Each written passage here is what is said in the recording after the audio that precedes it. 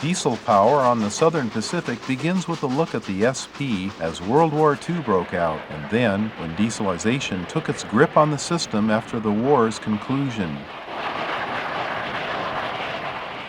Meet the people on the SP almost 60 years ago and see a way of life that would evolve over the next 35 years.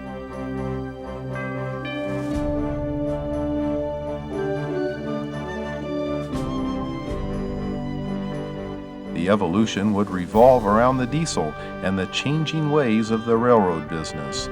But during the war, SP would make do with steam, moving troops and hardware that would multiply its business by a staggering volume. The labor-saving value of the diesel would usher in waves of diesels after the war's close.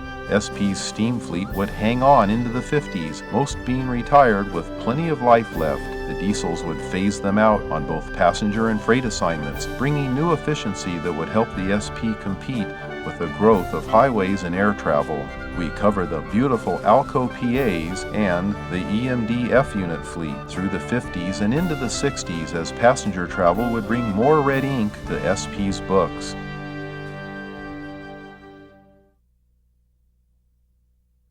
We also cover the graceful dual-motored E-units in great locations, such as Santa Barbara, California, where crews were changed. Several old rare views of special fan trips on freight-only branch lines include the Burbank Branch and the Santa Paula Branch, both removed for even freight years later. We trace the early rise of the diesel road switcher that brought a new practicality to operations, and ALCO was an early developer of this concept. The demo units of ALCO and others show up in rare views as well as some great road power scenes. Baldwin was a well-liked early supplier, and we feature some of their models. And we also take a visit to old Taylor Yard, doomed by the revitalization of SP's physical plant. The hump yard brings some great action with a variety of power, long removed from the system.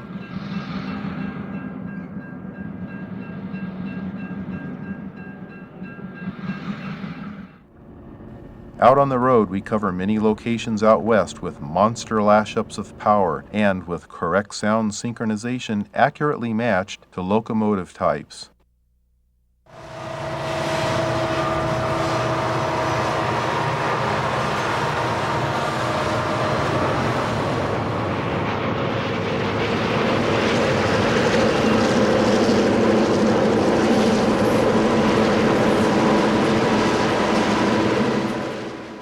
The era of big turbocharged power brought in during the 60s is covered, with new EMD power in the fast-rising General Electric as a diesel builder. The fall of ALCO is reviewed, and a special section on former SP rails in Mexico is covered, with the marvelous ALCO fleet they built up when they became the independent FCP. This fascinating line maintained SP practices and rules for decades in their style of railroading.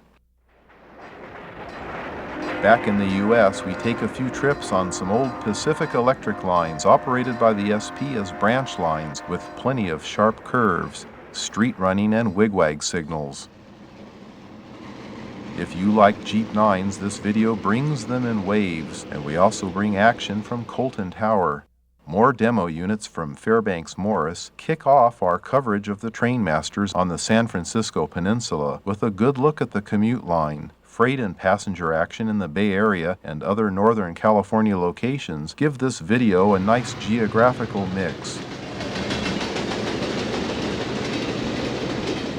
We cover the phasing out of PA, E, and F units with the introduction of the powerful SDP-45s that updated the passenger fleet 4 years before the coming of Amtrak.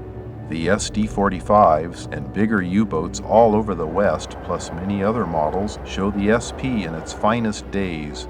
See the opening of the new super yard at Colton in 1973 with its modern hump yard, and learn why the SP chose Colton for its regional center of power. We also go back to 1967 and see the building of the Palmdale Cutoff, making SP the third railroad to use the famous Cajon Pass. See the first days of SP revenue trains through Cajon with a variety of old and new power. Mojave, Tehachapi, Shasta, Nevada, Beaumont Hill, and the West Line are just some of the locations that make this video a great way to see the SP at work in a bygone era. This 1 hour and 43-minute video has a fast-paced editing style full of surprises that will give you the SP at its best.